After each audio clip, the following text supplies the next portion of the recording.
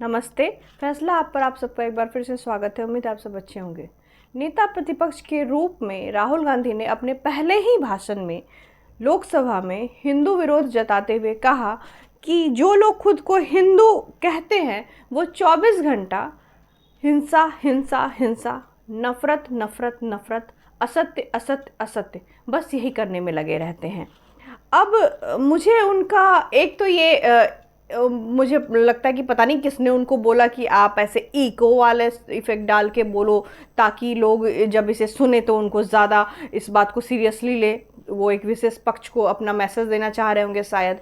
और वहीं दूसरी तरफ मुझे ये लगता है कि राहुल गांधी ने तुष्टीकरण और नफ़रत की राजनीति के चक्कर में हिंदू समुदाय की अंतरात्मा को बहुत ही चोट पहुंचाई है। अच्छा, और वहीं दूसरी तरफ ये ही राहुल गांधी हैं जो चुनाव के वक्त तिलक लगाकर या फिर भभूत लगाकर या फिर जनेऊ पहनकर खुद को हिंदू साबित करने में लगे रहते हैं और हिंदू साबित करके हिंदू वोट को अपनी ओर आकर्षित करने की कोशिश करते हैं। तो मुझे यही लगता है कि अगर हिंदू इतने बुरे हैं, इतने हिंसक हैं, इतने नफरती हैं, तो फिर आप खुद को हिंदू साबित करने में क्यों लगे हुए हैं? आप जिस भी धर्म को मानते हैं, जिस भी मज़हब को मानते हैं, आप उसको एक्सेप्ट कीजिए और आप बोलिए कि हाँ, मुझे इस धर्म से दिक्कत है, मुझे ये इस धर्म से नफरत है क्योंकि इसके लोग ऐसे होते हैं, इसलिए मैं इसको सपोर्ट नहीं करता।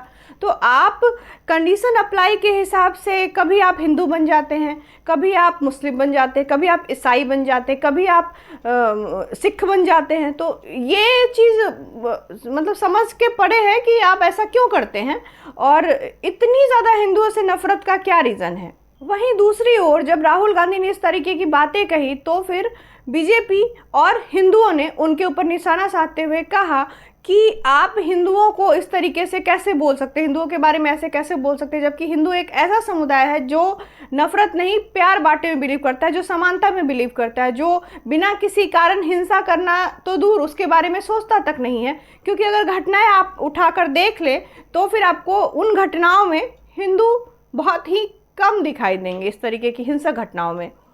फिर दूसरी बात ये कि अगर आप कहना चाहते हैं, क्योंकि राहुल गांधी की पार्टी ने ये बहुत बात बोली है, प्रियंका गांधी ने भी बोली है ये बात, उनकी पार्टी के बाकी कार्यकर्ता बोल रहे हैं कि राहुल गांधी का यहाँ हिंदू बोलना हिंदुओं को टारगेट करना नहीं था। एक्चुअली वो कहना चाह रहे थे कि बीजेपी का मतलब है हिंसा हिंसा हिंसा, नफरत नफरत नफरत और असत्य असत्य असत्य, यानी कि बीजेपी हिंसा की, नफरत की और असत्य की राजनीति करती है। बीजेपी का मतलब ये है। Okay, got it.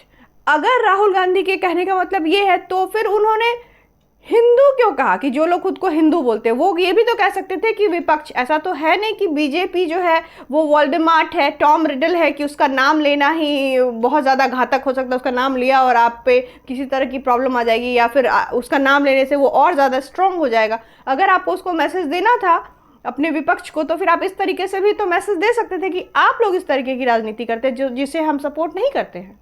यहाँ एक बात तो बिल्कुल साफ हो गई कि राहुल गांधी अपने इस भाषण के थ्रू एक विशेष पक्ष को अपना मैसेज देना चाहते थे। हाँ, ये अलग बात है कि उन्होंने एक तीर से दो निशाना किया, क्योंकि उन्होंने अपने भाषण में हिंदू शब्द को टारगेट किया और बाद में उन्होंने बोला कि उन्होंने हिंदू जो है वो बीजेपी के लोगों के लिए बोला था कि ये लोग नफरत की राजनीति करते हैं। अगर ऐसा था तो उनको हिंदू शब्द का यूज़ नहीं करना चाहिए था, क्योंकि हिंदू जो है ना वो बहुत ही ईजी टारगेट हो गया किसी के लिए भी। राहुल गांधी तो एक बहुत बड़े नेता है कांग्रेस के, लेकिन किसी के लिए भी हिंदू धर्म के त्यौहार, तीज, जो हिंदू धर्म का कल्चर है या कुछ भी हिंदू धर्म से रिलेटेड चीज़ें होती हैं, वो एक बहुत ही इजी टारगेट है। ऐसा मैंने आपको अपनी पहले की बहुत सारी वीडियोस में बोला है। फिर चाहे वो स्टैंड अप कॉमेडियन हो, चाहे कोई क्रिकेटर हो, चाहे बॉलीवुड से हो, सब के लिए हिंदू धर्म ही बहुत ईजी टारगेट है। अगर आप ऐसा ही किसी और मजहब के बारे में बोलेंगे ना तो फिर आपको पता चलेगा कि एक्चुअली में हिंसा क्या होती है।